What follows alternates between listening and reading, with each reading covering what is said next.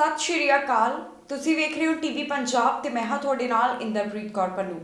ਖਬਰਾਂ ਦੇ ਇਸ ਬੁਲੇਟਿਨ ਦੇ ਵਿੱਚ ਤੁਹਾਡਾ ਸਵਾਗਤ ਹੈ। ਸਭ ਤੋਂ ਪਹਿਲਾਂ ਨਜ਼ਰ ਮਾਰਦੇ ਹਾਂ ਹੈਡਲਾਈਨਸ ਦੇ ਉੱਪਰ। ਟਰੂਡੋ ਦੀ ਉਮੀਦ ਰਹੀ ਅਧੂਰੀ, ਖੁਦ ਸਾਂਝੀ ਕੀਤੀ ਜਾਣਕਾਰੀ। ਜਗਮੀਤ ਸਿੰਘ ਨੇ ਕੀਤੀ 1984 ਦੀ ਗੱਲ, ਸੋਸ਼ਲ ਮੀਡੀਆ ਦੇ ਉੱਪਰ ਪਾਈ ਪੋਸਟ। ਸਿੱਖਾਂ ਲਈ ਕੈਨੇਡਾ ਦੇ ਵਿੱਚ ਚੁੱਕਿਆ ਜਾ ਰਿਹਾ ਵੱਡਾ ਕਦਮ, ਕੇਸਰੀ ਰੰਗ ਦਾ ਨਜ਼ਰ ਆਵੇਗਾ ਸਿਟੀ ਟਾਵਰ। ਕੈਨੇਡਾ ਤੋਂ ਭਾਰਤ ਜਾਣਾ ਨਹੀਂ ਹੋਵੇਗਾ ਸੌਖਾ, ਭਾਰਤ ਨੇ ਅਜੇ ਰੋਕ ਨੂੰ ਰੱਖਿਆ ਬਰਕਰਾਰ। ਏਅਰ ਕੈਨੇਡਾ ਦਾ ਐਲਾਨ, ਉਡਾਨਾਂ ਦੇ ਵਿੱਚ ਨਹੀਂ ਹੋਵੇਗੀ ਰੋਕ। ਪ੍ਰਧਾਨ ਮੰਤਰੀ ਜਸਟਿਨ ਟਰੂਡੋ G20 ਸਮਿਟ ਦੇ ਵਿੱਚ ਹਿੱਸਾ ਲੈਣ ਵਾਸਤੇ ਗਏ ਹੋਏ ਨੇ। ਇੱਥੋਂ ਉਹਨਾਂ ਵੱਲੋਂ ਇੱਕ ਖਾਸ ਜਾਣਕਾਰੀ ਸਾਂਝੀ ਕੀਤੀ ਗਈ ਹੈ। ਦਰਅਸਲ ਇਸ ਸਮਿਟ ਦੇ ਵਿੱਚ ਕਲਾਈਮੇਟ ਚੇਂਜ ਦੇ ਮੁੱਦੇ ਦੇ ਉੱਪਰ ਗੱਲ ਹੋਈ ਹੈ। ਇੱਕ ਉਮੀਦ ਦਾ ਪ੍ਰਧਾਨ ਮੰਤਰੀ ਵੱਲੋਂ ਜ਼ਿਕਰ ਕੀਤਾ ਗਿਆ, ਜਿਸ ਦੇ ਬਾਰੇ ਉਹਨਾਂ ਦਾ ਕਹਿਣਾ ਹੈ ਕਿ ਜੋ ਉਹਨਾਂ ਨੂੰ ਉਮੀਦ ਸੀ ਇਸ ਤਰ੍ਹਾਂ ਨਹੀਂ ਹੋ ਸਕਿਆ। ਉਹਨਾਂ ਵੱਲੋਂ ਕਲਾਈਮੇਟ ਚੇਂਜ ਦੇ ਬਾਰੇ ਗੱਲ ਕੀਤੀ ਗਈ ਹੈ। ਕੀ ਕਹਿਣਾ ਹੈ ਜਸਟਿਨ ਟਰੂਡੋ ਦਾ, ਤੁਹਾਨੂੰ ਦੱਸਾਂਗੇ ਇਸ ਖਬਰ ਦੇ ਵਿੱਚ। ਪ੍ਰਧਾਨ ਮੰਤਰੀ ਜਸਟਿਨ ਟਰੂਡੋ ਇਨੀ ਦਿਨੀ G20 ਸਮਿਟ ਦੇ ਵਿੱਚ ਹਿੱਸਾ ਲੈਣ ਵਾਸਤੇ ਗਏ ਹੋਏ ਨੇ। ਇਸ ਦੌਰਾਨ ਦੇਸ਼ਾਂ ਵੱਲੋਂ ਕਲਾਈਮੇਟ ਚੇਂਜ ਦੇ ਮੁੱਦੇ ਦੇ ਉੱਪਰ ਵੀ ਆਪਣੇ ਵਿਚਾਰ ਸਾਂਝੇ ਕੀਤੇ ਗਏ, ਜਿਸ ਬਾਰੇ ਪ੍ਰਧਾਨ ਮੰਤਰੀ ਜਸਟਿਨ ਟਰੂਡੋ ਵੱਲੋਂ ਜਾਣਕਾਰੀ ਦਿੱਤੀ ਗਈ ਹੈ। ਪ੍ਰਧਾਨ ਮੰਤਰੀ ਦਾ ਕਹਿਣਾ ਹੈ ਕਿ G20 ਬੈਠਕ ਦੌਰਾਨ ਕੈਨੇਡਾ ਨੂੰ ਕਲਾਈਮੇਟ ਚੇਂਜ ਦੇ ਮੁੱਦੇ ਤੇ ਬਹੁਤ ਮਜ਼ਬੂਤ ਅਤੇ ਸਪਸ਼ਟ ਸਮਝੌਤੇ ਤੈਅ ਹੋਣ ਦੀ ਉਮੀਦ ਸੀ, ਪਰ ਫਿਰ ਵੀ ਇਸ ਦੇ ਨਾਲ ਸੰਬੰਧਿਤ ਪ੍ਰੋਗਰੈਸ ਦੇਖਣ ਨੂੰ ਮਿਲੀ ਹੈ। ਦੱਸ ਦਈਏ ਕਿ ਇਟਲੀ ਦੇ ਵਿੱਚ G20 ਦੇਸ਼ਾਂ ਦੀ ਮੀਟਿੰਗ ਹੋ ਰਹੀ ਹੈ, ਜਿਸ ਦੇ ਵਿੱਚ ਪ੍ਰਧਾਨ ਮੰਤਰੀ ਜਸਟਿਨ ਟਰੂਡੋ ਵੀ ਹਿੱਸਾ ਬਣਨ ਦੇ ਵਾਸਤੇ ਪਹੁੰਚੇ ਹੋਏ ਨੇ। ਪੈਂਡੈਮਿਕ ਤੋਂ ਬਾਅਦ ਹੋਣ ਵਾਲੀ ਲੀਡਰਸ ਦੀ ਇਹ ਪਹਿਲੀ ਇਨ ਪਰਸਨ ਮੀਟਿੰਗ ਹੈ। ਇੱਥੇ ਪ੍ਰਧਾਨ ਮੰਤਰੀ ਜਸਟਿਨ ਟਰੂਡੋ ਵੱਲੋਂ ਕਲਾਈਮੇਟ ਚੇਂਜ ਦੇ ਬਾਰੇ ਜਾਣਕਾਰੀ ਦਿੰਦਿਆਂ ਹੋਰ ਕੀ ਕਿਹਾ ਗਿਆ, ਆਓ ਤੁਹਾਨੂੰ ਦੱਸਦੇ ਹਾਂ। Canada, along with a number of other countries, would have liked stronger language and stronger commitments on the fight against climate change than others. But we did make significant progress on recognizing 1.5 degrees as the ambition we need to share, on moving forward and identifying the phasing out of coal as an essential goal, on fighting and reducing methane emissions as being key, and also recognizing with the doubling of Canada's climate financing to the developing world. There's work to do, and we're going to continue that work over the coming days with like-minded partners at COP. 1984 ਦੀ ਜਗਮੀਤ ਸਿੰਘ ਵੱਲੋਂ ਗੱਲ ਕੀਤੀ ਗਈ ਹੈ। NDP leader Jagmeet Singh ਵੱਲੋਂ social media ਦੇ ਉੱਪਰ ਇੱਕ post ਸਾਂਝੀ ਕੀਤੀ ਗਈ, ਜਿਸ ਦੇ ਵਿੱਚ ਉਹਨਾਂ ਨੇ 1984 ਦਾ ਜ਼ਿਕਰ ਕੀਤਾ ਤੇ ਪੀੜਤਾਂ ਦੀ ਗੱਲ ਕਰਦੇ ਹੋਏ ਵੀ ਦਿਖਾਈ ਦਿੱਤੇ। ਸਿੱਖ ਜੈਨੋਸਾਈਡ ਦੇ ਸੰਬੰਧੀ NDP ਲੀਡਰ ਜਗਮੀਤ ਸਿੰਘ ਵੱਲੋਂ ਸੋਸ਼ਲ ਮੀਡੀਆ ਦੇ ਉੱਪਰ ਆਪਣੇ ਵਿਚਾਰ ਸਾਂਝੇ ਕੀਤੇ ਗਏ ਨੇ। ਜਗਮੀਤ ਸਿੰਘ ਵੱਲੋਂ ਜੋ ਪੋਸਟ ਸਾਂਝੀ ਕੀਤੀ ਗਈ, ਉਸ ਦੇ ਵਿੱਚ ਉਹਨਾਂ ਵੱਲੋਂ 1984 ਦੇ 37ਵੇਂ ਰਿਮੈਂਬਰੈਂਸ ਸਿੱਖ ਜੈਨੋਸਾਈਡ ਦਾ ਜ਼ਿਕਰ ਕੀਤਾ। ਇਸ ਦੌਰਾਨ ਉਹ ਲਿਖਦੇ ਨੇ ਕਿ ਇਹ ਆਉਣ ਵਾਲੇ ਹਫ਼ਤੇ ਸਿੱਖ ਕਮਿਊਨਿਟੀ ਦੇ ਵਾਸਤੇ ਕਾਫੀ ਦਰਦਨਾਕ ਹਨ। 37 ਸਾਲ ਪਹਿਲਾਂ ਇਸ ਦਿਨ ਕੀ ਹੋਇਆ ਸੀ, ਇਸ ਦਾ ਜ਼ਿਕਰ ਵੀ ਜਗਮੀਤ ਸਿੰਘ ਵੱਲੋਂ ਕੀਤਾ ਗਿਆ। ਜਗਮੀਤ ਸਿੰਘ ਪੀੜਤ ਪਰਿਵਾਰਾਂ ਦੇ ਬਾਰੇ ਗੱਲ ਕਰਦੇ ਹੋਏ ਵੀ ਆਪਣੀ ਪੋਸਟ ਦੇ ਵਿੱਚ ਦਿਖਾਈ ਦਿੱਤੇ। ਇਸ ਦੇ ਨਾਲ ਹੀ ਜਗਮੀਤ ਸਿੰਘ ਦਾ ਕਹਿਣਾ ਹੈ ਕਿ ਜੋ ਵੀ ਮਾਈਨੋਰਿਟੀਜ਼ ਦੇ ਨਾਲ ਹੋਇਆ, ਉਸ ਤੋਂ ਬਾਅਦ ਕੈਨੇਡਾ ਵਰਗੇ ਦੇਸ਼ਾਂ ਵੱਲੋਂ ਉਹਨਾਂ ਨੂੰ ਸੁਰੱਖਿਅਤ ਥਾਂ ਦਿੱਤੀ ਗਈ। ਉਹਨਾਂ ਵੱਲੋਂ ਇਸ ਸੰਬੰਧੀ ਕੈਨੇਡਾ ਨੂੰ ਸੇਫ ਹੈਵਨ ਦੱਸਿਆ ਗਿਆ। ਇਸ ਦੇ ਨਾਲ ਹੀ ਜਗਮੀਤ ਸਿੰਘ ਦਾ ਕਹਿਣਾ ਹੈ ਕਿ ਨਫ਼ਰਤ ਦੇ ਵਾਸਤੇ ਕੋਈ ਵੀ ਥਾਂ ਨਹੀਂ ਹੋਣੀ ਚਾਹੀਦੀ, ਚਾਹੇ ਉਹ ਨਫ਼ਰਤ ਕਿਸੇ ਤਰ੍ਹਾਂ ਦੀ ਵੀ ਹੋਵੇ। ਜਗਮੀਤ ਸਿੰਘ ਵੱਲੋਂ ਇੱਕ ਹੈਸ਼ਟੈਗ ਦੀ ਵੀ ਵਰਤੋਂ ਕੀਤੀ ਗਈ, ਜਿਸ ਦੇ ਵਿੱਚ ਉਹਨਾਂ ਵੱਲੋਂ #Never Forget 1984 ਵਰਤਿਆ ਗਿਆ। ਸਿੱਖਾਂ ਦੇ ਵਾਸਤੇ ਕੈਨੇਡਾ ਦੇ ਵਿੱਚ ਇੱਕ ਵੱਡਾ ਕਦਮ ਚੁੱਕਿਆ ਜਾ ਰਿਹਾ ਹੈ, ਜਿੱਥੇ ਅੱਜ ਸ਼ਾਮ ਬਰੈਂਪਟਨ ਦਾ ਸਿਟੀ ਟਾਵਰ ਕੇਸਰੀ ਰੰਗ ਦੇ ਵਿੱਚ ਨਜ਼ਰ ਆਵੇਗਾ। ਸਿੱਖ ਜੈਨੋਸਾਈਡ ਦੀ ਯਾਦ ਦੇ ਵਿੱਚ ਅਜਿਹਾ ਕੀਤਾ ਜਾ ਰਿਹਾ ਹੈ, ਜਿੱਥੇ ਅੱਜ ਵੀ ਸ਼ਾਮ ਟਾਵਰ ਕੇਸਰੀ ਰੰਗ ਦੀਆਂ ਲਾਈਟਾਂ ਦੇ ਵਿੱਚ ਜਗਮਗ ਨਜ਼ਰ ਆਵੇਗਾ। ਸਿੱਖ ਜੈਨੋਸਾਈਡ ਅਵੇਅਰਨੈਸ ਵੀਕ ਦੇ ਕਾਰਨ ਬਰੈਂਪਟਨ ਸਿਟੀ ਹਾਲ ਹੁਣ ਕੇਸਰੀ ਰੰਗ ਦਾ ਨਜ਼ਰ ਆਵੇਗਾ। ਜੀ ਹਾਂ, ਅੱਜ ਸ਼ਾਮ ਨੂੰ ਬਰੈਂਪਟਨ ਸਿਟੀ ਹਾਲ ਕਲੌਕ ਟਾਵਰ ਨੂੰ ਸਿੱਖ ਜੈਨੋਸਾਈਡ ਅਵੇਅਰਨੈਸ ਵੀਕ ਦੀ ਯਾਦ ਦੇ ਵਿੱਚ ਕੇਸਰੀ ਰੰਗ ਦੇ ਵਿੱਚ ਜਗਮਗ ਕੀਤਾ ਜਾਵੇਗਾ। ਇਸ ਬਾਰੇ ਸਿਟੀ ਆਫ ਬਰੈਂਪਟਨ ਦੇ ਵੱਲੋਂ ਟਵਿੱਟਰ ਦੇ ਰਾਹੀਂ ਜਾਣਕਾਰੀ ਸਾਂਝੀ ਕੀਤੀ ਗਈ ਹੈ। ਇੱਥੋਂ ਦੇ ਜਿਹੜੇ ਲੋਕ ਨੇ ਹੁਣ ਬਰੈਂਪਟਨ ਸਿਟੀ ਹਾਲ ਕਲੌਕ ਟਾਵਰ ਨੂੰ ਕੇਸਰੀ ਰੰਗ ਦੇ ਵਿੱਚ ਰੰਗਿਆ ਹੋਇਆ ਦੇਖ ਸਕਣਗੇ। ਇਸ ਬਾਰੇ ਸਿਟੀ ਆਫ ਬਰੈਂਪਟਨ ਦੇ ਵੱਲੋਂ ਟਵਿੱਟਰ ਦੇ ਉੱਪਰ ਜਾਣਕਾਰੀ ਸਾਂਝੀ ਕਰਦਿਆਂ ਕੁਝ ਹੈਸ਼ਟੈਗ ਵੀ ਵਰਤੇ ਗਏ, ਜਿਸ ਦੇ ਵਿੱਚ ਉਹਨਾਂ ਵੱਲੋਂ #They Live Here ਅਤੇ #Never Forget 1984 ਇਸਤੇਮਾਲ ਕੀਤਾ ਗਿਆ ਹੈ। ਜਾਣਕਾਰੀ ਮੁਤਾਬਕ ਇਹ ਕੇਸਰੀ ਰੰਗ ਦੀਆਂ ਲਾਈਟਾਂ ਇੱਥੇ ਇੱਕੋ ਸ਼ਾਮ ਹੀ ਨਜ਼ਰ ਆਉਣ ਵਾਲੀਆਂ ਨੇ। ਕੈਨੇਡਾ ਤੋਂ ਭਾਰਤ ਜਾਣ ਵਾਲਿਆਂ ਦੇ ਲਈ ਖਬਰ ਸਾਹਮਣੇ ਆਈ ਹੈ। ਜੋ ਭਾਰਤ ਵੱਲੋਂ ਕੈਨੇਡੀਅਨਸ ਦੇ ਉੱਪਰ ਵੀਜ਼ਾ ਸੰਬੰਧੀ ਰੋਕ ਲਗਾਈ ਗਈ, ਉਸ ਨੂੰ ਅਜੇ ਵੀ ਅੱਗੇ ਬਰਕਰਾਰ ਰੱਖਿਆ ਜਾਵੇਗਾ। ਦਰਅਸਲ ਭਾਰਤ ਵੱਲੋਂ ਕੈਨੇਡੀਅਨਸ ਨੂੰ ਵੀਜ਼ਾ ਦੇਣ ਸੰਬੰਧੀ ਰੋਕ ਲਗਾਈ ਗਈ ਸੀ। ਤਾਜ਼ਾ ਜਾਣਕਾਰੀ ਦੇ ਮੁਤਾਬਕ ਅਜੇ ਵੀ ਇਹ ਰੋਕ ਬਰਕਰਾਰ ਰਹਿਣ ਵਾਲੀ ਹੈ। ਭਾਰਤ ਵੱਲੋਂ ਕੈਨੇਡਾ ਤੋਂ ਆਉਣ ਵਾਲੇ ਯਾਤਰੀਆਂ ਦੇ ਉੱਪਰ ਵੀਜ਼ਾ ਸੰਬੰਧੀ ਰੋਕ ਲਗਾਈ ਗਈ ਸੀ। ਹੁਣ ਇਸ ਬਾਰੇ ਤਾਜ਼ਾ ਜਾਣਕਾਰੀ ਸਾਹਮਣੇ ਆਈ ਹੈ, ਜਿਸ ਦੇ ਮੁਤਾਬਕ ਭਾਰਤ ਵੱਲੋਂ ਜੋ ਕੈਨੇਡਾ ਤੋਂ ਆਉਣ ਵਾਲੇ ਯਾਤਰੀਆਂ ਦੇ ਉੱਪਰ ਈ-ਵੀਜ਼ਾ ਦੇ ਨਾਲ ਸੰਬੰਧਿਤ ਰੋਕ ਲਗਾਈ ਗਈ ਸੀ, ਇਸ ਨੂੰ ਅੱਗੇ ਵਧਾਇਆ ਜਾ ਰਿਹਾ ਹੈ। ਦੱਸ ਦਈਏ ਕਿ ਭਾਰਤ ਵੱਲੋਂ 15 ਨਵੰਬਰ ਤੋਂ ਵੱਖ-ਵੱਖ ਦੇਸ਼ਾਂ ਦੇ ਯਾਤਰੀਆਂ ਦਾ ਸਵਾਗਤ ਕੀਤਾ ਜਾਵੇਗਾ। ਭਾਰਤ ਦੇ ਵਿੱਚ ਹੁਣ ਨਾਨ ਐਸੈਂਸ਼ੀਅਲ ਟਰੈਵਲ ਦੇ ਵਾਸਤੇ ਵੀ ਵੱਖ-ਵੱਖ ਦੇਸ਼ਾਂ ਦੇ ਯਾਤਰੀ ਆ ਸਕਣਗੇ, ਪਰ ਕੈਨੇਡੀਅਨ ਨਾਗਰਿਕਾਂ ਦੇ ਵਾਸਤੇ ਜੋ ਭਾਰਤ ਵੱਲੋਂ ਅਗਸਤ ਮਹੀਨੇ ਈ-ਵੀਜ਼ਾ ਦੀ ਪਾਬੰਦੀ ਲਗਾਈ ਸੀ, ਉਹ ਹੁਣ ਅੱਗੇ ਵੀ ਜਾਰੀ ਰਹਿਣ ਵਾਲੀ ਹੈ, ਜਿਸ ਦਾ ਮਤਲਬ ਹੈ ਕਿ ਕੈਨੇਡਾ ਤੋਂ ਭਾਰਤ ਜਾਣ ਵਾਲੇ ਯਾਤਰੀਆਂ ਨੂੰ ਅਜੇ ਵੀ ਸਟicker ਵੀਜ਼ਾ ਦੀ ਜ਼ਰੂਰਤ ਹੋਵੇਗੀ। ਦੱਸ ਦਈਏ ਕਿ ਇਸ ਬਾਰੇ ਇੱਕ ਭਾਰਤੀ ਅਧਿਕਾਰੀ ਵੱਲੋਂ ਜਾਣਕਾਰੀ ਦਿੱਤੀ ਗਈ ਹੈ ਕਿ ਜੋ ਉਹਨਾਂ ਵੱਲੋਂ ਈ-ਵੀਜ਼ਾ ਸੰਬੰਧੀ ਸਸਪੈਂਸ਼ਨ ਨੂੰ ਅੱਗੇ ਵਧਾਇਆ ਗਿਆ, ਇਹ ਟੈਸਟਿੰਗ ਰਿਸਟ੍ਰਿਕਸ਼ਨਸ ਦਾ ਜਵਾਬ ਹੈ ਜੋ ਕਿ ਕੈਨੇਡਾ ਵੱਲੋਂ ਭਾਰਤੀਆਂ ਦੇ ਉੱਪਰ ਲਗਾਈ ਗਈ ਹੈ। ਕੈਨੇਡਾ ਵੱਲੋਂ ਚਾਹੇ ਭਾਰਤ ਤੋਂ ਸਿੱਧੀਆਂ ਉਡਾਨਾਂ ਦੇ ਉੱਪਰ ਲਗਾਈ ਗਈ ਰੋਕ ਨੂੰ ਹਟਾ ਦਿੱਤਾ ਗਿਆ ਹੈ, ਪਰ ਭਾਰਤ ਵੱਲੋਂ ਅਜੇ ਵੀ ਈ-ਵੀਜ਼ਾ ਦੇ ਉੱਪਰ ਜੋ ਰੋਕ ਲਗਾਈ ਗਈ ਹੈ, ਇਸ ਨੂੰ ਹਟਾਇਆ ਨਹੀਂ ਗਿਆ। ਕੈਨੇਡਾ ਵੱਲੋਂ ਕੋਰੋਨਾ ਵਾਇਰਸ ਦੇ ਕਾਰਨ ਜੋ ਯਾਤਰਾ ਸੰਬੰਧੀ ਪਾਬੰਦੀਆਂ ਲਗਾਈਆਂ ਗਈਆਂ, ਉਹਨਾਂ ਨੂੰ ਹਟਾਇਆ ਜਾ ਰਿਹਾ ਹੈ। ਹੁਣ 에ਅਰਲਾਈਨਸ ਦੇ ਵੱਲੋਂ ਕੋਸ਼ਿਸ਼ ਕੀਤੀ ਜਾ ਰਹੀ ਹੈ ਕਿ ਉਹ ਪ੍ਰੀ ਪੈਂਡੈਮਿਕ ਲੈਵਲ ਦੇ ਉੱਪਰ ਪਹੁੰਚ ਸਕਣ ਤੇ ਜੋ ਉਹਨਾਂ ਨੂੰ ਘਾਟਾ ਪਿਆ ਹੈ, ਉਸ ਨੂੰ ਪੂਰਾ ਕੀਤਾ ਜਾ ਸਕੇ। ਅਜਿਹੇ 'ਚ 에ਅਰ ਕੈਨੇਡਾ ਵੱਲੋਂ ਵੀ ਦੱਸਿਆ ਗਿਆ ਕਿ ਉਹਨਾਂ ਵੱਲੋਂ ਕਦੋਂ ਤੇ ਕਿਸ ਤਰ੍ਹਾਂ ਹੁਣ ਉਡਾਨਾਂ ਦੇ ਉੱਪਰ ਜੋ ਰੋਕ ਲੱਗੀ ਗਈ ਹੈ, ਜਾਣੀ ਕਿ ਕੈਪੈਸਿਟੀ ਲਿਮਿਟ, ਉਸ ਨੂੰ ਹਟਾਇਆ ਜਾਵੇਗਾ। ਕੋਰੋਨਾ ਵਾਇਰਸ ਦਾ ਅਸਰ ਉਡਾਨਾਂ ਦੇ ਉੱਪਰ ਵੀ ਪਿਆ, ਜਿੱਥੇ ਵੱਖ-ਵੱਖ ਦੇਸ਼ਾਂ ਵੱਲੋਂ ਜੋ ਪਾਬੰਦੀਆਂ ਲਗਾਈਆਂ ਗਈਆਂ, ਉਸ ਦੇ ਕਾਰਨ ਉਡਾਨਾਂ ਦੀ ਗਿਣਤੀ ਘਟੀ। ਯਾਤਰੀਆਂ ਵੱਲੋਂ ਵੱਖ-ਵੱਖ ਦੇਸ਼ਾਂ ਦੇ ਵਿੱਚ ਸਫ਼ਰ ਨਹੀਂ ਕੀਤਾ ਗਿਆ, ਇਸ ਦੇ ਕਾਰਨ 에ਅਰਲਾਈਨਸ ਨੂੰ ਵੱਡਾ ਘਾਟਾ ਸਹਿਣਾ ਪਿਆ। ਕੈਨੇਡਾ ਦੀ 에ਅਰਲਾਈਨਸ ਵੱਲੋਂ ਇਸ ਘਾਟੇ ਨੂੰ ਪੂਰਾ ਕਰਨ ਸੰਬੰਧੀ ਹੁਣ ਕਦਮ ਚੁੱਕਿਆ ਜਾ ਰਿਹਾ ਹੈ, ਜਿੱਥੇ ਉਨ੍ਹਾਂ ਵੱਲੋਂ ਉਡਾਨਾਂ ਦੇ ਵਿੱਚ ਵਾਧੇ ਦਾ ਐਲਾਨ ਕੀਤਾ ਗਿਆ।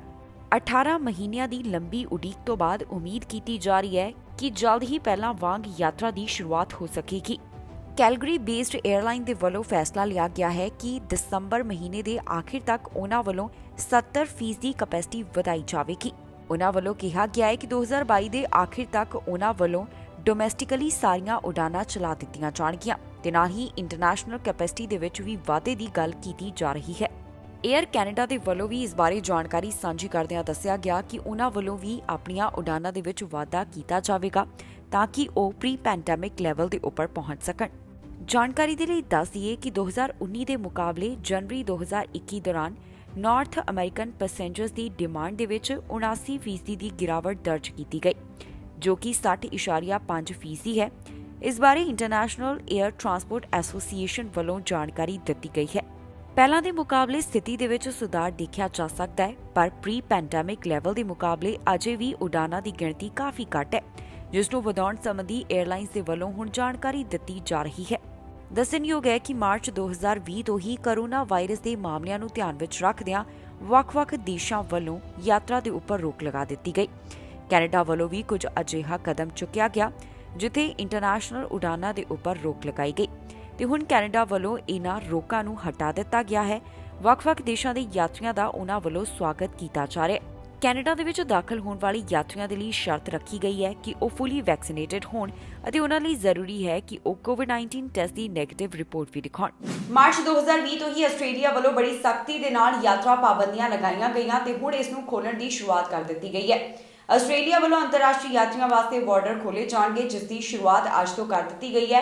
ਕਿਸ ਦੇਸ਼ ਦੇ ਨਾਲ ਸਭ ਤੋਂ ਪਹਿਲਾਂ ਬਾਰਡਰ ਆਸਟ੍ਰੇਲੀਆ ਖੋਲ੍ਹ ਰਿਹਾ ਹੈ, ਦੱਸਾਂਗੇ ਤੁਹਾਨੂੰ ਇਸ ਖਬਰ ਦੇ ਵਿੱਚ। ਕਾਫੀ ਲੰਬੇ ਸਮੇਂ ਬਾਅਦ ਆਸਟ੍ਰੇਲੀਆ ਵੱਲੋਂ ਅੰਤਰਰਾਸ਼ਟਰੀ ਯਾਤਰੀਆਂ ਦੇ ਵਾਸਤੇ ਆਪਣੇ ਬਾਰਡਰ ਖੋਲ੍ਹੇ ਜਾ ਰਹੇ ਹਨ। ਇਸ ਵਾਸਤੇ ਆਸਟ੍ਰੇਲੀਆ ਵੱਲੋਂ ਸ਼ਰਤ ਰੱਖੀ ਗਈ ਹੈ ਕਿ ਯਾਤਰੀਆਂ ਦੇ ਕੋਵਿਡ-19 ਵੈਕਸੀਨ ਦੇ ਦੋਨੋਂ ਸ਼ਾਟਸ ਲੱਗੇ ਹੋਣ। ਅੱਜ ਤੋਂ ਆਸਟ੍ਰੇਲੀਆ ਵੱਲੋਂ ਨਿਊਜ਼ੀਲੈਂਡ ਦੇ ਯਾਤਰੀਆਂ ਨੂੰ ਦਾਖਲੇ ਦੀ ਇਜਾਜ਼ਤ ਦਿੱਤੀ ਜਾ ਰਹੀ ਹੈ।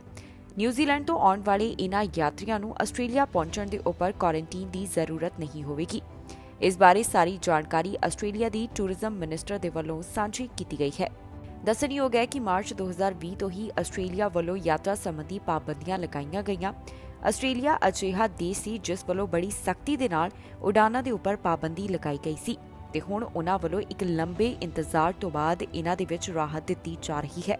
ਦੱਸ ਦਈਏ ਕਿ ਨਿਊ ਸਾਊਥ ਵੇਲਜ਼, ਵਿਕਟੋਰੀਆ ਅਤੇ ਕੈਪੀਟਲ ਕੈਨਬਰਾ ਦੇ ਵਿੱਚ ਰਹਿਣ ਵਾਲੇ ਵੈਕਸੀਨੇਟਡ ਆਸਟ੍ਰੇਲੀਅਨ ਸਿਟੀਜ਼ਨਸ ਅਤੇ ਪੀਆਰ ਹੁਣ ਇੰਟਰਨੈਸ਼ਨਲ ਯਾਤਰਾ ਕਰ ਸਕਣਗੇ। ਮੌਜੂਦਾ ਸਮੇਂ ਆਸਟ੍ਰੇਲੀਆ ਵੱਲੋਂ ਸਿਰਫ ਨਿਊਜ਼ੀਲੈਂਡ ਤੋਂ ਹੀ ਟੂਰਿਸਟ ਨੂੰ ਦਾਖਲੇ ਦੀ ਇਜਾਜ਼ਤ ਦਿੱਤੀ ਹੈ, ਜਿਸ ਵਾਸਤੇ ਨਿਊਜ਼ੀਲੈਂਡ ਤੋਂ ਆਉਣ ਵਾਲੇ ਯਾਤਰੀਆਂ ਲਈ ਜ਼ਰੂਰੀ ਹੋਵੇਗਾ ਕਿ ਉਨ੍ਹਾਂ ਦੇ ਕੋਵਿਡ-19 ਵੈਕਸੀਨ ਦੇ ਦੋਨੋਂ ਡੋਜ਼ ਲੱਗੇ ਹੋਣ। ਇਸ ਬਾਰੇ ਬੋਲਦਿਆਂ ਆਸਟ੍ਰੇਲੀਆ ਦੇ ਟੂਰਿਜ਼ਮ ਮਿਨਿਸਟਰ ਦਾ ਕਹਿਣਾ ਹੈ ਕਿ ਹੁਣ ਨਿਊਜ਼ੀਲੈਂਡ ਅਤੇ ਆਸਟ੍ਰੇਲੀਆ ਦੇ ਵਿੱਚ ਜੋ ਕੁਆਰੰਟੀਨ ਫ੍ਰੀ ਯਾਤਰਾ ਸ਼ੁਰੂ ਕੀਤੀ ਜਾ ਰਹੀ ਹੈ, ਇਹ ਇੱਕ ਵੱਡਾ ਕਦਮ ਹੈ।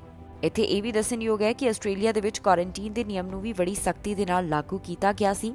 ਆਸਟ੍ਰੇਲੀਆ ਆਉਣ ਵਾਲਿਆਂ ਨੂੰ 14 ਦਿਨ ਦਾ ਕੁਆਰੰਟੀਨ ਕਰਨਾ ਪੈਂਦਾ ਸੀ, ਜੋ ਕਿ ਹੋਟਲ ਦੇ ਵਿੱਚ ਆਪਣੇ ਖਰਚੇ ਦੇ ਉੱਪਰ ਕਰਨਾ ਜ਼ਰੂਰੀ ਸੀ।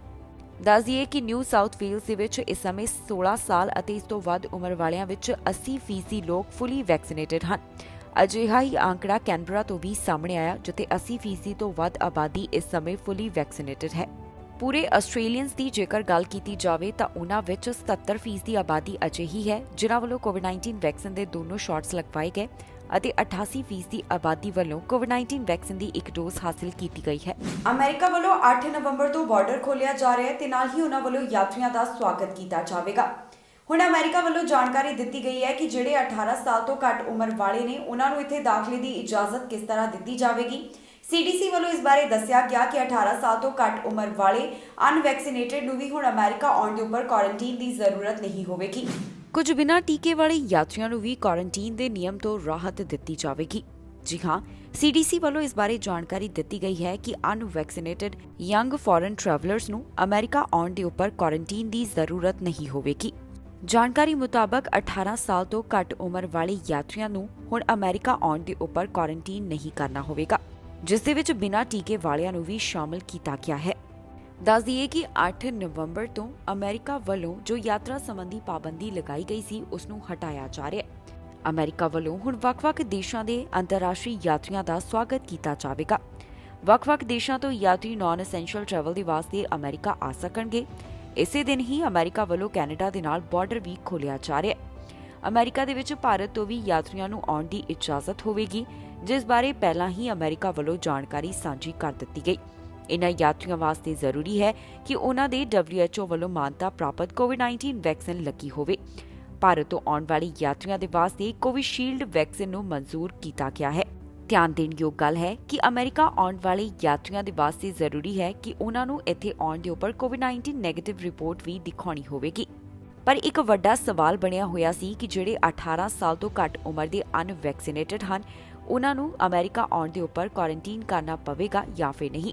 ਇਸ ਦਾ ਜਵਾਬ CDC ਵੱਲੋਂ ਦਿੱਤਾ ਗਿਆ, ਜਿਸ ਦੇ ਵਿੱਚ ਉਹਨਾਂ ਦਾ ਕਹਿਣਾ ਹੈ ਕਿ 18 ਸਾਲ ਤੋਂ ਘੱਟ ਉਮਰ ਵਾਲੇ ਅਨਵੈਕਸੀਨੇਟਡ ਯੰਗ ਟਰੈਵਲਰਸ ਨੂੰ ਵੀ ਹੁਣ ਅਮਰੀਕਾ ਦੇ ਵਿੱਚ ਕੁਆਰੰਟੀਨ ਤੋਂ ਰਾਹਤ ਦਿੱਤੀ ਜਾਵੇਗੀ। ਓਨਟਾਰੀਓ ਵੱਲੋਂ ਜੋ ਵੈਕਸੀਨ ਕਾਰਡ ਲਿਆਂਦਾ ਗਿਆ, ਉਸ ਬਾਰੇ ਤਾਜ਼ਾ ਜਾਣਕਾਰੀ ਸਾਹਮਣੇ ਆਈ ਹੈ। ਐਪਲ ਯੂਜ਼ਰਸ ਹੁਣ ਵਾਲਟ ਦੇ ਵਿੱਚ ਇਸ ਵੈਕਸੀਨ ਕਾਰਡ ਨੂੰ ਰੱਖ ਸਕਣਗੇ। ਜੋ ਨਵਾਂ iOS ਉਪਲਬਧ ਹੋਇਆ ਹੈ, ਉਸ ਦੇ ਰਾਹੀਂ ਇਹ ਜਿਹੜੀ ਸੁਵਿਧਾ ਹੈ, ਉਸ ਦਾ ਫਾਇਦਾ ਲਿਆ ਜਾ ਸਕਦਾ ਹੈ, ਜਿਸ ਦੇ ਬਾਰੇ ਓਨਟਾਰੀਓ ਤੋਂ ਜਾਣਕਾਰੀ ਸਾਹਮਣੇ ਆਈ ਹੈ। ਇਸ ਖਬਰ ਦੇ ਵਿੱਚ ਤੁਹਾਨੂੰ ਦੱਸਾਂਗੇ ਕਿ ਕਿਵੇਂ ਤੁਸੀਂ ਆਪਣੇ ਐਪਲ ਦੇ ਵਾਲਟ ਦੇ ਵਿੱਚ ਇਸ ਵੈਕਸੀਨ ਕਾਰਡ ਨੂੰ ਰੱਖ ਸਕਦੇ ਹੋ। ਓਨਟਾਰੀਓ ਵੱਲੋਂ ਜੋ ਵੈਕਸੀਨ ਕਾਰਡ ਲਿਆਂਦਾ ਗਿਆ, ਉਸ ਬਾਰੇ ਤਾਜ਼ਾ ਜਾਣਕਾਰੀ ਸਾਹਮਣੇ ਆਈ ਹੈ। ਓਨਟਾਰੀਓ ਵੱਲੋਂ ਲਿਆਂਦਾ ਗਿਆ ਵੈਕਸੀਨ ਕਾਰਡ ਹੁਣ ਐਪਲ ਵਾਲਟ ਦੇ ਵਿੱਚ ਵੀ ਸੰਭਾਲ ਕੇ ਰੱਖਿਆ ਜਾ ਸਕੇਗਾ।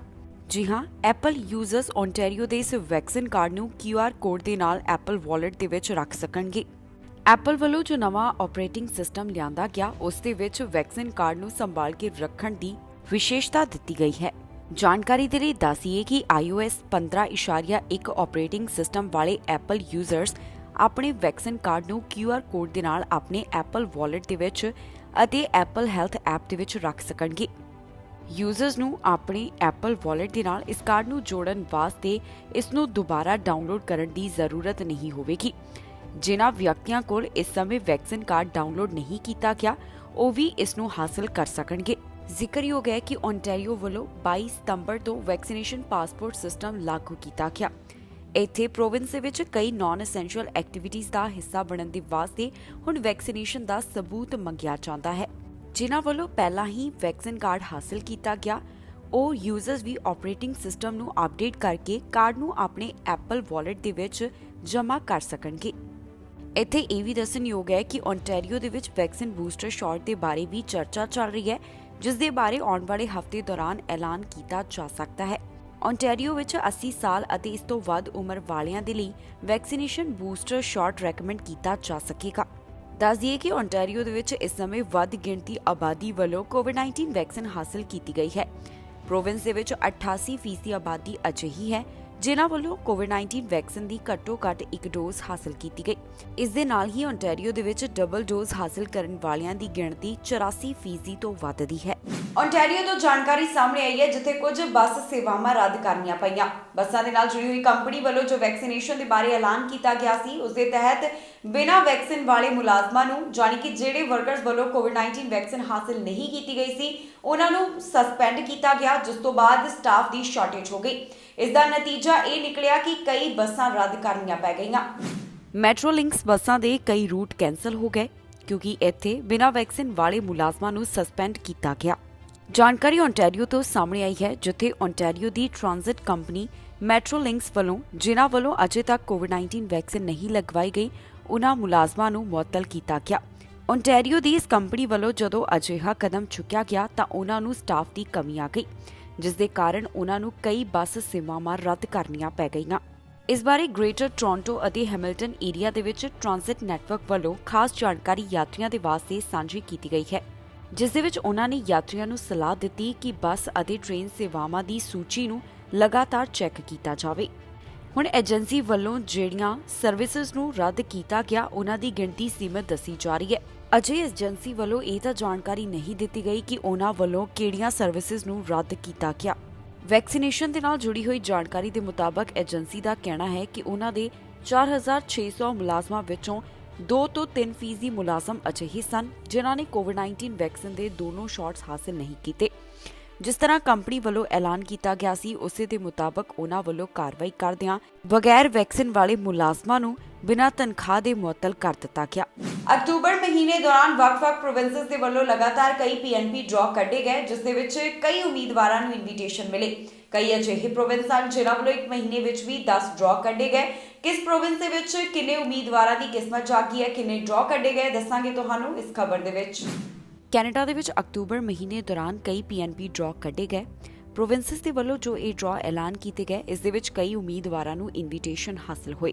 ਇਸ ਦੇ ਨਾਲ ਹੀ IRCC ਵੱਲੋਂ ਅਕਤੂਬਰ ਮਹੀਨੇ ਦੌਰਾਨ 2 ਐਕਸਪ੍ਰੈਸ ਐਂਟਰੀ ਡਰਾਅ ਐਲਾਨ ਕੀਤੇ ਗਏ, ਜਿਸ ਦੇ ਵਿੱਚ PNP ਕੈਂਡੀਡੇਟਸ ਨੂੰ ਟਾਰਗੇਟ ਕੀਤਾ ਗਿਆ। ਅਕਤੂਬਰ 13 ਨੂੰ ਜੋ ਡਰਾਅ ਕੱਢਿਆ ਗਿਆ ਉਸ ਦੇ ਵਿੱਚ 681 ਅਤੇ ਅਕਤੂਬਰ 27 ਵਾਲੇ ਡਰਾਅ ਦੇ ਵਿੱਚ 888 ਉਮੀਦਵਾਰਾਂ ਨੂੰ ਸੱਦੇ ਦਿੱਤੇ ਗਏ। ਹੁਣ ਤੁਹਾਨੂੰ ਦੱਸਦੇ ਹਾਂ ਕਿ ਵੱਖ-ਵੱਖ ਪ੍ਰੋਵਿੰਸਸ ਦੇ ਵੱਲੋਂ ਕਿੰਨੇ PNP ਡਰਾਅ ਕੱਢੇ ਗਏ ਅਤੇ ਇਸ ਤਹਿਤ ਕਿੰਨੇ ਉਮੀਦਵਾਰਾਂ ਦੀ ਕਿਸਮਤ ਜਾਗੀ ਹੈ। ਓਨਟਾਰੀਓ ਵੱਲੋਂ ਇਸ ਮਹੀਨੇ ਦੌਰਾਨ 7 ਡਰਾਅ ਕੱਢੇ ਗਏ, ਜਿੱਥੇ ਓਨਟਾਰੀਓ ਇਮੀਗ੍ਰੈਂਟ ਨੋਮੀਨੀ ਪ੍ਰੋਗਰਾਮ ਦੇ ਜ਼ਰੀਏ ਕਈ ਉਮੀਦਵਾਰਾਂ ਦੀ ਕਿਸਮਤ ਜਾਗੀ। ਓਨਟਾਰੀਓ ਵੱਲੋਂ ਅਕਤੂਬਰ 6 ਨੂੰ ਹਿਊਮਨ ਕੈਪੀਟਲ ਪ੍ਰਾਇਓਰਿਟੀ ਸਟਰੀਮ ਅਧੀਨ ਡਰਾਅ ਐਲਾਨ ਕੀਤਾ ਗਿਆ, ਜਿਸ ਦੇ ਵਿੱਚ 486 ਉਮੀਦਵਾਰਾਂ ਨੂੰ ਸੱਦੇ ਹਾਸਲ ਹੋਏ। ਇਸ ਤੋਂ ਬਾਅਦ ਅਕਤੂਬਰ 7 ਨੂੰ ਜੋ ਡਰਾਅ ਕੱਢਿਆ ਗਿਆ ਉਸ ਵਿੱਚ 162 ਐਕਸਪ੍ਰੈਸ ਐਂਟਰੀ ਕੈਂਡੀਡੇਟਸ ਨੂੰ ਪ੍ਰੋਵਿੰਸ਼ੀਅਲ ਨੋਮੀਨੇਸ਼ਨ ਦੇ ਵਾਸਤੇ ਅਪਲਾਈ ਕਰਨ ਦਾ ਮੌਕਾ ਦਿੱਤਾ ਗਿਆ। ਅਕਤੂਬਰ 21 ਨੂੰ ਓਨਟਾਰੀਓ ਵੱਲੋਂ ਮਾਸਟਰਸ ਗ੍ਰੈਜੂਏਟ, PhD ਗ੍ਰੈਜੂਏਟ ਅਤੇ employer job offer foreign worker stream ਦੇ ਅਧੀਨ ਸੱਦੇ ਜਾਰੀ ਕੀਤੇ ਗਏ, ਜਿਸ ਦੇ ਵਿੱਚ 546 ਇਮੀਗ੍ਰੇਸ਼ਨ ਕੈਂਡੀਡੇਟਸ ਨੂੰ ਇਨਵੀਟੇਸ਼ਨ ਮਿਲੇ। ਇਸ ਤੋਂ ਬਾਅਦ ਅਕਤੂਬਰ 27 ਨੂੰ ਜੋ ਡਰਾਅ ਕੱਢਿਆ ਗਿਆ ਉਸ ਹਿਊਮਨ ਕੈਪੀਟਲ ਪ੍ਰਾਇਓਰਿਟੀ ਸਟਰੀਮ ਅਧੀਨ 1406 ਇਮੀਗ੍ਰੇਸ਼ਨ ਕੈਂਡੀਡੇਟਸ ਨੂੰ ਇਨਵੀਟੇਸ਼ਨ ਮਿਲੇ। ਓਨਟਾਰੀਓ ਵੱਲੋਂ ਅਕਤੂਬਰ 28 ਨੂੰ ਵੀ ਇੱਕ ਡਰਾਅ ਕੱਢਿਆ ਗਿਆ, ਜਿਸ ਦੇ ਵਿੱਚ 20 ਇਨਵੀਟੇਸ਼ਨ ਜਾਰੀ ਕੀਤੇ ਗਏ। ਕੁੱਲ ਮਿਲਾ ਕੇ ਪ੍ਰੋਵਿੰਸ ਦੇ ਵੱਲੋਂ ਇਸ ਮਹੀਨੇ ਦੌਰਾਨ 2620 ਇਨਵੀਟੇਸ਼ਨ ਜਾਰੀ ਕੀਤੇ ਗਏ। ਬ੍ਰਿਟਿਸ਼ ਕੋਲੰਬੀਆ ਵੱਲੋਂ ਅਕਤੂਬਰ ਮਹੀਨੇ ਦੌਰਾਨ ਕੁੱਲ 6 ਡਰਾਅ ਐਲਾਨੇ ਗਏ, ਜਿੱਥੇ ਉਹਨਾਂ ਵੱਲੋਂ 660 ਉਮੀਦਵਾਰਾਂ ਨੂੰ ਪ੍ਰੋਵਿੰਸ਼ੀਅਲ ਨੋਮੀਨੇਸ਼ਨ ਦੇ ਵਾਸਤੇ ਅਪਲਾਈ ਕਰਨ ਦਾ ਮੌਕਾ ਦਿੱਤਾ। ਮੈਨੀਟੋਬਾ ਵੱਲੋਂ ਅਕਤੂਬਰ ਮਹੀਨੇ 2 ਡਰਾਅ ਕੱਢੇ ਗਏ, ਜੋ ਕਿ ਸਕਿਲਡ ਵਰਕਰਸ ਇਨ ਮੈਨੀਟੋਬਾ ਇੰਟਰਨੈਸ਼ਨਲ ਐਜੂਕੇਸ਼ਨ ਸਟਰੀਮ ਅਤੇ ਸਕਿਲਡ ਵਰਕਰਸ ਓਵਰਸੀਜ਼ ਦੇ ਅਧੀਨ ਸਨ। ਜੋ ਡਰਾਅ ਮੈਨੀਟੋਬਾ ਵੱਲੋਂ ਅਕਤੂਬਰ 7 ਅਤੇ ਅਕਤੂਬਰ 21 ਨੂੰ ਕੱਢਿਆ ਗਿਆ ਉਸ ਦੇ ਵਿੱਚ ਉਹਨਾਂ ਵੱਲੋਂ 885 letter of advice to apply ਦਿੱਤੇ ਗਏ। ਐਲਬਰਟਾ ਪ੍ਰੋਵਿੰਸ ਦੇ ਵੱਲੋਂ ਇਸ ਮਹੀਨੇ ਦੌਰਾਨ ਐਲਬਰਟਾ ਇਮੀਗ੍ਰੈਂਟ ਨੋਮੀਨੀ ਪ੍ਰੋਗਰਾਮ ਦੇ ਜ਼ਰੀਏ ਇੱਕ ਇਨਵੀਟੇਸ਼ਨ ਰਾਊਂਡ ਐਲਾਨ ਕੀਤਾ ਗਿਆ। ਅਕਤੂਬਰ 12 ਨੂੰ ਜੋ ਡਰਾਅ ਕੱਢਿਆ ਗਿਆ ਉਸ ਦੇ ਵਿੱਚ 293 ਕੈਂਡੀਡੇਟਸ ਦੀ ਕਿਸਮਤ ਜਾਗੀ। ਪ੍ਰਿੰਸ ਐਡਵਰਡ ਆਈਲੈਂਡ ਵੱਲੋਂ ਅਕਤੂਬਰ 21 ਨੂੰ ਪ੍ਰੀ ਸਕੈਡਿਊਲਡ ਡਰਾਅ ਕੱਢਿਆ ਗਿਆ, ਜਿਸ ਵਿੱਚ ਉਹਨਾਂ ਵੱਲੋਂ 204 ਇਨਵੀਟੇਸ਼ਨ ਦਿੱਤੇ ਗਏ। ਇਸ ਵਿੱਚੋਂ ਜ਼ਿਆਦਾਤਰ 195 ਇਨਵੀਟੇਸ਼ਨ ਐਕਸਪ੍ਰੈਸ ਐਂਟਰੀ ਅਤੇ ਲੇਬਰ ਇੰਪੈਕਟ ਕੈਂਡੀਡੇਟਸ ਨੂੰ ਮਿਲੇ ਤੇ ਬਾਕੀ ਦੇ 9 ਇਨਵੀਟੇਸ਼ਨ ਬਿਜ਼ਨਸ ਇੰਪੈਕਟ ਕੈਂਡੀਡੇਟਸ ਨੂੰ ਦਿੱਤੇ ਗਏ। ਪੁਲਿਸ ਵੱਲੋਂ ਟਾਇਰ ਦੇ ਪਿੱਛੇ ਸੁੱਤੇ ਹੋਏ ਇੱਕ ਵਿਅਕਤੀ ਨੂੰ ਗ੍ਰਿਫਤਾਰ ਕੀਤਾ ਗਿਆ ਕਿਉਂਕਿ ਇਸ ਕੋਲੋਂ ਨਸ਼ਾ ਬਰਾਮਦ ਹੋਇਆ। ਇਸ ਬਾਰੇ ਪੁਲਿਸ ਦਾ ਕਹਿਣਾ ਹੈ ਕਿ ਇਸ ਕੋਲੋਂ ਨਸ਼ਾ ਹਥਿਆਰ ਤੇ ਨਕਦੀ ਵੀ ਬਰਾਮਦ ਕੀਤੀ ਗਈ ਹੈ। ਜੋ ਉਹਨਾਂ ਨੂੰ ਜਾਣਕਾਰੀ ਮਿਲੀ ਸੀ ਉਸ ਦੇ ਆਧਾਰ ਦੇ ਉੱਪਰ ਉਹਨਾਂ ਵੱਲੋਂ ਇਸ ਵਿਅਕਤੀ ਨੂੰ ਗ੍ਰਿਫਤਾਰ ਕੀਤਾ ਗਿਆ, ਜਿਸ ਦੇ ਉੱਪਰ ਕਈ ਚਾਰਜ ਵੀ ਲਗਾਏ ਗਏ ਨੇ। ਇੱਕ ਵਿਅਕਤੀ ਵਾਹਨ ਦੇ ਟਾਇਰ ਪਿੱਛੇ ਸੁੱਤਾ ਹੋਇਆ ਸੀ ਤੇ ਪੁਲਿਸ ਵੱਲੋਂ ਉਸ ਕੋਲੋਂ ਨਸ਼ੇ ਬਰਾਮਦ ਕੀਤੇ ਗਏ ਹਨ। ਜੀ ਹਾਂ, ਟੋਰਾਂਟੋ ਪੁਲਿਸ ਦੇ ਹੱਥ ਨਸ਼ੇ ਸੰਬੰਧੀ ਵੱਡੀ ਸਫਲਤਾ ਲੱਗੀ ਹੈ, ਜਿੱਥੇ ਉਹਨਾਂ ਵੱਲੋਂ ਵੱਡੀ ਮਾਤਰਾ ਦੇ ਵਿੱਚ ਵਿਅਕਤੀ ਕੋਲੋਂ ਨਸ਼ਾ ਬਰਾਮਦ ਕੀਤਾ ਗਿਆ। ਪੁਲਿਸ ਵੱਲੋਂ ਸਾਂਝੀ ਕੀਤੀ ਗਈ ਜਾਣਕਾਰੀ ਦੇ ਮੁਤਾਬਕ ਮਾਮਲਾ ਡਾਊਨਟਾਊਨ ਟੋਰਾਂਟੋ ਤੋਂ ਸਾਹਮਣੇ ਆਇਆ, ਜਿੱਥੇ ਇੱਕ 23 ਸਾਲਾ ਵਿਅਕਤੀ ਆਪਣੇ ਵਾਹਨ ਦੇ ਟਾਇਰ ਪਿੱਛੇ ਸੁੱਤਾ ਹੋਇਆ ਸੀ। ਪੁਲਿਸ ਵੱਲੋਂ ਇਸ ਵਿਅਕਤੀ ਕੋਲੋਂ ਨਸ਼ਾ ਬਰਾਮਦ ਕੀਤਾ ਗਿਆ, ਜਿਸ ਤੋਂ ਬਾਅਦ ਇਸ ਉੱਪਰ ਕਈ ਡਰੱਗ ਅਤੇ ਫਾਇਰ ਆਰਮ ਦੇ ਨਾਲ ਸੰਬੰਧਿਤ ਚਾਰਜ ਲਗਾਏ ਗਏ ਹਨ। ਇਨਵੈਸਟੀਗੇਟਰਸ ਦੇ ਵੱਲੋਂ ਇਸ ਮਾਮਲੇ ਸੰਬੰਧੀ ਦੱਸਿਆ ਗਿਆ ਕਿ ਉਹਨਾਂ ਨੂੰ 9 ਵਜੇ ਦੇ ਕਰੀਬ ਜਾਣਕਾਰੀ ਮਿਲੀ ਕਿ ਇੱਕ ਵਿਅਕਤੀ ਵਾਹਨ ਦੇ ਪਿੱਛੇ ਸੁੱਤਾ ਹੋਇਆ ਹੈ। ਪੁਲਿਸ ਵੱਲੋਂ ਇਸ ਵਿਅਕਤੀ ਨੂੰ ਗ੍ਰਿਫਤਾਰ ਕੀਤਾ ਗਿਆ ਹੈ ਤੇ ਇਸ ਕੋਲੋਂ 3.67 gram crack cocaine, 32.72 gram fentanyl ਅਤੇ 11 ਨਸ਼ੇ ਦੀਆਂ ਗੋਲੀਆਂ, $8,000 ਦੇ ਕਰੀਬ ਨਕਦੀ ਅਤੇ ਨਾਲ ਹੀ ਇਸ ਕੋਲੋਂ ਹਥਿਆਰ ਵੀ ਬਰਾਮਦ ਕੀਤੇ ਗਏ ਹਨ। ਜਿਸ ਵਿਅਕਤੀ ਨੂੰ ਪੁਲਿਸ ਵੱਲੋਂ ਇਸ ਮਾਮਲੇ ਸੰਬੰਧੀ ਗ੍ਰਿਫਤਾਰ ਕੀਤਾ ਗਿਆ, ਉਸ ਦੀ ਪਹਿਚਾਣ ਵੀ ਉਹਨਾਂ ਵੱਲੋਂ ਜਨਤਕ ਕੀਤੀ ਗਈ ਹੈ, ਜੋ ਕਿ ਕਿਚਨਰ ਦੇ ਨਾਲ ਸੰਬੰਧਿਤ ਮੁਨੀਰ ਦੱਸਿਆ ਗਿਆ ਹੈ। ਪੁਲਿਸ ਦੇ ਦੱਸਣ ਦੇ ਮੁਤਾਬਕ ਇਸ ਵਿਅਕਤੀ ਦੇ ਉੱਪਰ 13 ਤਰ੍ਹਾਂ ਦੇ ਅਲੱਗ-ਅਲੱਗ ਚਾਰਜ ਲਗਾਏ ਗਏ ਹਨ, ਜਿਸ ਦੇ ਵਿੱਚ impaired driving, possession for the purpose of trafficking, possession of weapon and occupying a motor vehicle with a firearm ਵਰਗੇ ਚਾਰਜ ਲਗਾਏ ਗਏ। ਫਿਲਹਾਲ ਪੁਲਿਸ ਵੱਲੋਂ ਇਸ ਮਾਮਲੇ ਦੀ ਵਧੇਰੇ ਜਾਂਚ ਕੀਤੀ ਜਾ ਰਹੀ ਹੈ। ਕੈਨੇਡਾ ਦੇ ਵਿੱਚ ਜੂਨ ਮਹੀਨੇ ਕਾਫੀ ਜ਼ਿਆਦਾ ਗਰਮੀ ਪਈ, ਜਿਸ ਨੇ ਕਈ ਪਿਛਲੇ ਰਿਕਾਰਡ ਤੋੜ ਦਿੱਤੇ। ਇਸ ਬਾਰੇ ਤਾਜ਼ਾ ਜਾਣਕਾਰੀ ਸਾਹਮਣੇ ਆਈ ਹੈ ਕਿ ਇਸ ਗਰਮੀ ਦੇ ਕਾਰਨ 600 ਦੇ ਕਰੀਬ ਲੋਕਾਂ ਦੀ ਜਾਨ ਚਲੀ ਗਈ। ਕਿਸ ਖੇਤਰ ਦੇ ਵਿੱਚ ਕਿੰਨੀਆਂ ਮੌਤਾਂ ਹੋਈਆਂ, ਇਹ ਵੀ ਬ੍ਰਿਟਿਸ਼ ਕੋਲੰਬੀਆ ਕੋਰਨਰਸ ਸਰਵਿਸ ਵੱਲੋਂ ਦੱਸਿਆ ਗਿਆ। ਕੈਨੇਡਾ ਦੇ ਵਿੱਚ ਜੋ ਬੇਹੱਦ ਗਰਮੀ ਪਈ, ਉਸੇ ਕਾਰਨ 600 ਦੇ ਕਰੀਬ ਲੋਕਾਂ ਦੀ ਇਸ ਐਕਸਟ੍ਰੀਮ ਹੀਟ ਦੇ ਕਾਰਨ ਮੌਤ ਹੋ ਗਈ। ਇਸ ਬਾਰੇ ਬ੍ਰਿਟਿਸ਼ ਕੋਲੰਬੀਆ ਕੋਰਨਰਸ ਸਰਵਿਸ ਦੇ ਵੱਲੋਂ ਜਾਣਕਾਰੀ ਦਿੱਤੀ ਗਈ ਹੈ। ਉਹਨਾਂ ਵੱਲੋਂ ਦੱਸਿਆ ਗਿਆ ਕਿ ਜੂਨ 18 ਤੋਂ ਲੈ ਕੇ ਅਗਸਤ 12 ਦੇ ਵਿਚਕਾਰ ਗਰਮੀ ਦੇ ਕਾਰਨ 595 ਲੋਕਾਂ ਦੀ ਮੌਤ ਹੋਈ। ਜੁਲਾਈ 25 ਅਤੇ ਜੁਲਾਈ 1 ਦੇ ਵਿਚਕਾਰ 526 ਲੋਕਾਂ ਦੀ ਜਾਨ ਗਈ ਹੈ। ਜੂਨ 29 ਨੂੰ 231 ਅਤੇ ਜੂਨ 28 ਨੂੰ 131 ਲੋਕਾਂ ਦੀ ਇਸ ਗਰਮੀ ਦੇ ਕਾਰਨ ਮੌਤ ਹੋਈ। ਜਾਣਕਾਰੀ ਦੇ ਮੁਤਾਬਕ ਸਭ ਤੋਂ ਵੱਧ ਮੌਤਾਂ ਜੁਲਾਈ ਮਹੀਨੇ ਦੇ ਆਖਿਰ ਦੇ ਵਿੱਚ ਹੋਈਆਂ, ਜਿਸ ਦੇ ਮੁਤਾਬਕ ਜੂਨ 20 ਤੋਂ ਲੈ ਕੇ ਜੁਲਾਈ 29 ਦੇ ਵਿਚਕਾਰ 569 ਲੋਕਾਂ ਦੀ ਇਸ ਗਰਮੀ ਦੇ ਕਾਰਨ ਜਾਨ ਚਲੀ ਗਈ। ਜ਼ਿਕਰਯੋਗ ਹੈ ਕਿ ਗਰਮੀ ਦੇ ਕਾਰਨ ਜੋ ਜੂਨ ਮਹੀਨੇ ਦੌਰਾਨ ਮੌਤਾਂ ਹੋਈਆਂ, ਉਸਨੇ ਕਾਫੀ ਰਿਕਾਰਡ ਤੋੜ ਦਿੱਤੇ। ਲੋਅਰ ਮੇਨਲੈਂਡ ਦੇ ਵਿੱਚ 3/3 ਲੋਕਾਂ ਦੀ, ਵੈਨਕੂਵਰ ਕੋਸਟਲ ਹੈਲਥ ਦੇ ਵਿੱਚ 120, ਫਰੇਜ਼ਰ ਹੈਲਥ ਦੇ ਵਿੱਚ 273 ਮੌਤਾਂ ਦਾ ਕਾਰਨ ਇਹ ਗਰਮੀ ਰਹੀ ਹੈ। ਸਭ ਤੋਂ ਵੱਧ ਮੌਤਾਂ ਫਰੇਜ਼ਰ ਨਾਰਥ ਦੇ ਵਿੱਚ ਹੋਈਆਂ, ਜਿਸ ਦੇ ਵਾਸਤੇ 17.4% ਦਾ ਅੰਕੜਾ ਦੱਸਿਆ ਗਿਆ ਹੈ। ਇਨ੍ਹਾਂ ਮੌਤਾਂ ਦੇ ਵਿੱਚ 51% ਦੀ ਗਿਣਤੀ ਫੀਮੇਲ ਅਤੇ 49% ਦੀ ਮੌਤਾਂ ਦੀ ਗਿਣਤੀ ਮੇਲ ਸੀ ਰਹੀ। ਇਸ ਬਾਰੇ ਵਧੇਰੇ ਜਾਣਕਾਰੀ ਸਾਂਝੀ ਕਰਦਿਆਂ ਬ੍ਰਿਟਿਸ਼ ਕੋਲੰਬੀਆ ਕੋਰਨਰਸ ਸਰਵਿਸ ਦਾ ਕਹਿਣਾ ਹੈ ਕਿ ਉਹਨਾਂ ਵੱਲੋਂ 2022 ਦੀ ਸ਼ੁਰੂਆਤ ਦੇ ਵਿੱਚ ਇਨ੍ਹਾਂ ਮੌਤਾਂ ਦੇ ਬਾਰੇ ਚੰਗੀ ਤਰ੍ਹਾਂ ਪੜਤਾਲ ਕਰਕੇ ਹੋਰ ਵੀ ਜਾਣਕਾਰੀ ਸਾਂਝੀ ਕੀਤੀ ਜਾਵੇਗੀ। ਜੋ ਹੁਣ ਤੱਕ ਉਹਨਾਂ ਵੱਲੋਂ ਇਨਫੋਰਮੇਸ਼ਨ ਦਿੱਤੀ ਗਈ ਹੈ, ਉਸ ਦੇ ਮੁਤਾਬਕ ਇਸ ਗਰਮੀ ਦੇ ਕਾਰਨ 600 ਦੇ ਕਰੀਬ ਲੋਕਾਂ ਦੀ ਜਾਨ ਚਲੀ ਗਈ। ਇਸ ਖਬਰ ਦੇ ਵਿੱਚ ਜਾਣਕਾਰੀ ਤੁਹਾਡੇ ਨਾਲ ਸਾਂਝੀ ਕਰਾਂਗੇ ਕਿ ਕੈਨੇਡਾ ਦੇ ਕਿਸ ਹਿੱਸੇ ਤੋਂ ਕਿੰਨੇ ਕੋਰੋਨਾ ਵਾਇਰਸ ਦੇ ਮਾਮਲੇ ਸਾਹਮਣੇ ਆਏ। ਇਸ ਸਮੇਂ ਕੈਨੇਡਾ ਦੇ ਵਿੱਚ ਕੀ ਕੋਰੋਨਾ ਵਾਇਰਸ ਦੇ ਹਾਲਾਤ ਬਣੇ ਹੋਏ ਨੇ, ਦੱਸਾਂਗੇ ਤੁਹਾਨੂੰ ਸਾਰੀ ਜਾਣਕਾਰੀ ਇਸ ਖਬਰ ਦੇ ਵਿੱਚ। ਓਨਟਾਰੀਓ ਤੋਂ 24 ਘੰਟਿਆਂ ਦੌਰਾਨ 422 ਕੋਰੋਨਾ ਦੇ ਮਾਮਲੇ ਸਾਹਮਣੇ ਆਏ ਅਤੇ 3 ਮੌਤਾਂ ਇਸ ਵਾਇਰਸ ਦੇ ਕਾਰਨ ਹੋ ਗਈਆਂ। ਪ੍ਰੋਵਿੰਸ ਵਿੱਚ ਹੁਣ ਤੱਕ ਕੁੱਲ 6,377 ਕੋਰੋਨਾ ਦੇ ਮਾਮਲੇ ਸਾਹਮਣੇ ਆ ਚੁੱਕੇ ਨੇ। ਜੋ 24 ਘੰਟਿਆਂ ਦੌਰਾਨ ਮਾਮਲੇ ਦਰਜ ਕੀਤੇ ਗਏ, ਇਹਨਾਂ ਵਿੱਚ 225 ਅਨਵੈਕਸੀਨੇਟਡ, 13 ਪਾਰਸ਼ਲੀ ਵੈਕਸੀਨੇਟਡ ਅਤੇ 161 ਫੁੱਲੀ ਵੈਕਸੀਨੇਟਡ ਸ਼ਾਮਲ ਹਨ। ਟੋਰਾਂਟੋ ਤੋਂ ਇਹਨਾਂ 24 ਘੰਟਿਆਂ ਦੌਰਾਨ 61, ਪੀਲ ਰੀਜਨ ਤੋਂ 47, ਯਾਰਕ ਰੀਜਨ ਤੋਂ 41, ਆਟਵਾ ਤੋਂ 38, ਇਸ ਦੇ ਨਾਲ ਹੀ ਸਾਊਥ ਵੈਸਟਰਨ ਤੋਂ 21, ਹੈਮਿਲਟਨ ਤੋਂ 20 ਮਾਮਲਿਆਂ ਦੀ ਪੁਸ਼ਟੀ ਹੋਈ ਹੈ। ਪ੍ਰੋਵਿੰਸ ਦੇ ਵਿੱਚ ਜੋ 24 ਘੰਟਿਆਂ ਦੌਰਾਨ ਮੌਤਾਂ ਹੋਈਆਂ, ਉਸ ਤੋਂ ਬਾਅਦ ਹੁਣ ਤੱਕ ਦਾ ਮੌਤਾਂ ਦਾ ਅੰਕੜਾ 9,874 ਦੇ ਉੱਪਰ ਪਹੁੰਚ ਗਿਆ। ਵੈਕਸੀਨੇਸ਼ਨ ਦੇ ਨਾਲ ਜੁੜੀ ਹੋਈ ਜਾਣਕਾਰੀ ਦੇ ਮੁਤਾਬਕ ਇੱਥੇ ਵੱਧ ਗਿਣਤੀ ਲੋਕਾਂ ਵੱਲੋਂ ਕੋਵਿਡ-19 ਵੈਕਸੀਨ ਲਗਵਾਈ ਗਈ ਹੈ। ਇਨਫੋਰਮੇਸ਼ਨ ਦੇ ਮੁਤਾਬਕ 84.5% ਦੀ ਆਬਾਦੀ ਵੱਲੋਂ ਇਸ ਸਮੇਂ ਕੋਵਿਡ-19 ਵੈਕਸੀਨ ਦੇ ਦੋਨੋਂ ਸ਼ਾਟ ਲਗਵਾਏ ਗਏ ਨੇ ਅਤੇ 88.2% ਦੀ ਆਬਾਦੀ ਵੱਲੋਂ ਪਹਿਲੀ ਡੋਜ਼ ਹਾਸਲ ਕੀਤੀ ਗਈ ਹੈ। ਸੂਬੇ ਵਿੱਚ ਰਿਕਵਰਡ ਕੇਸਿਸ ਦਾ ਅੰਕੜਾ 5,87,344 ਹੈ ਤੇ ਐਕਟਿਵ ਕੇਸਿਸ ਦੀ ਗਿਣਤੀ 3,159 ਹੈ। ਕਿਊਬੈਕ ਤੋਂ 24 ਘੰਟੇ ਦੌਰਾਨ 497 ਕੋਰੋਨਾ ਦੇ ਮਾਮਲੇ ਸਾਹਮਣੇ ਆਏ ਅਤੇ 2 ਮੌਤਾਂ ਇਸ ਵਾਇਰਸ ਦੇ ਕਾਰਨ ਹੋ ਗਈਆਂ। ਪ੍ਰੋਵਿੰਸ ਦੇ ਵਿੱਚ ਹੁਣ ਤੱਕ ਕੁੱਲ 4,25,457 ਕੋਰੋਨਾ ਦੇ ਮਾਮਲੇ ਸਾਹਮਣੇ ਆ ਚੁੱਕੇ ਨੇ, 11,496 ਮੌਤਾਂ ਇਸ ਵਾਇਰਸ ਦੇ ਕਾਰਨ ਹੋ ਗਈਆਂ। ਹਸਪਤਾਲ ਦੇ ਵਿੱਚ 244 ਮਰੀਜ਼ ਹਨ, ਜਿਨ੍ਹਾਂ ਵਿੱਚੋਂ 67 ਇੰਟੈਂਸਿਵ ਕੇਅਰ ਅਧੀਨ ਦੱਸੇ ਗਏ। ਪ੍ਰੋਵਿੰਸ ਦੇ ਵਿੱਚ 90% ਆਬਾਦੀ ਵੱਲੋਂ ਕੋਵਿਡ-19 ਵੈਕਸੀਨ ਦੀ ਇੱਕ ਡੋਜ਼ ਅਤੇ 86% ਆਬਾਦੀ ਅਜਿਹੀ ਹੈ ਜਿਨ੍ਹਾਂ ਵੱਲੋਂ ਕੋਵਿਡ-19 ਵੈਕਸੀਨ ਦੀਆਂ ਦੋਨੋਂ ਡੋਜ਼ ਹਾਸਲ ਕੀਤੀਆਂ ਜਾ ਚੁੱਕੀਆਂ ਨੇ। ਕੈਨੇਡਾ ਵਿੱਚ ਹੁਣ ਤੱਕ ਕੁੱਲ 1.7 ਮਿਲੀਅਨ ਤੋਂ ਵੱਧ ਕੋਰੋਨਾ ਦੇ ਮਾਮਲੇ ਸਾਹਮਣੇ ਆ ਚੁੱਕੇ ਨੇ। 28,975 ਮੌਤਾਂ ਇਸ ਵਾਇਰਸ ਦੇ ਕਾਰਨ ਹੋ ਗਈਆਂ। ਐਕਟਿਵ ਕੇਸਿਸ ਦੀ ਗਿਣਤੀ 25,436 ਹੈ, ਜਿਨ੍ਹਾਂ ਵਿੱਚੋਂ 24,671 ਮਾਈਲਡ ਕੰਡੀਸ਼ਨ ਅਤੇ 765 ਸੀਰੀਅਸ ਕੰਡੀਸ਼ਨ ਦੇ ਵਿੱਚ ਨੇ। ਕੈਨੇਡਾ ਦੇ ਵਿੱਚ ਰਿਕਵਰਡ ਕੇਸਿਸ ਦਾ ਅੰਕੜਾ 1.6 ਮਿਲੀਅਨ ਤੋਂ ਵੱਧ ਦਾ ਹੈ, ਜਿਸ ਬਾਰੇ ਜਾਣਕਾਰੀ ਸਾਹਮਣੇ ਆਈ ਹੈ। ਇਸ ਦੇ ਨਾਲ ਹੀ ਜਾਂਦੇ ਇੱਕ ਵਾਰ ਫਿਰ ਤੋਂ ਨਜ਼ਰ ਮਾਰਦੇ ਹਾਂ ਹੈਡਲਾਈਨਸ ਦੇ ਉੱਪਰ। ਟਰੂਡੋ ਦੀ ਉਮੀਦ ਰਹੀ ਅਧੂਰੀ, ਖੁਦ ਸਾਂਝੀ ਕੀਤੀ ਜਾਣਕਾਰੀ। ਜਗਮੀਤ ਸਿੰਘ ਨੇ ਕੀਤੀ 1984 ਦੀ ਗੱਲ, ਸੋਸ਼ਲ ਮੀਡੀਆ ਦੇ ਉੱਪਰ ਪਾਈ ਪੋਸਟ। ਸਿੱਖਾਂ ਲਈ ਕੈਨੇਡਾ ਦੇ ਵਿੱਚ ਚੁੱਕਿਆ ਜਾ ਰਿਹਾ ਵੱਡਾ ਕਦਮ, ਕੇਸਰੀ ਰੰਗ ਦਾ ਨਜ਼ਰ ਆਵੇਗਾ ਸਿਟੀ ਟਾਵਰ। ਕੈਨੇਡਾ ਤੋਂ ਭਾਰਤ ਜਾਣਾ ਨਹੀਂ ਹੋਵੇਗਾ ਸੌਖਾ, ਭਾਰਤ ਨੇ ਅਜੇ ਰੋਕ ਨੂੰ ਰੱਖਿਆ ਬਰਕਰਾਰ। ਏਅਰ ਕੈਨੇਡਾ ਦਾ ਐਲਾਨ, ਉਡਾਨਾਂ ਦੇ ਵਿੱਚ ਨਹੀਂ ਹੋਵੇਗੀ ਰੋਕ। ਖਬਰਾਂ ਦੇ ਇਸ ਬੁਲੇਟਿਨ ਦੇ ਵਿੱਚ ਇੰਨਾ ਹੀ। ਨਵੀਆਂ ਤੇ ਤਾਜ਼ੀਆਂ ਖਬਰਾਂ ਲੈ ਕੇ ਫਿਰ ਤੋਂ ਹਾਜ਼ਰ ਹੋਵਾਂਗੇ। ਫਿਲਹਾਲ ਮਨਿੰਦਰਪ੍ਰੀਤ ਕੌਰ ਪੰਨੂ ਨੂੰ ਦਿਓ ਇਜਾਜ਼ਤ ਤੇ ਤੁਸੀਂ ਵੇਖਦੇ ਰਹੋ ਟੀਵੀ ਪੰਜਾਬ।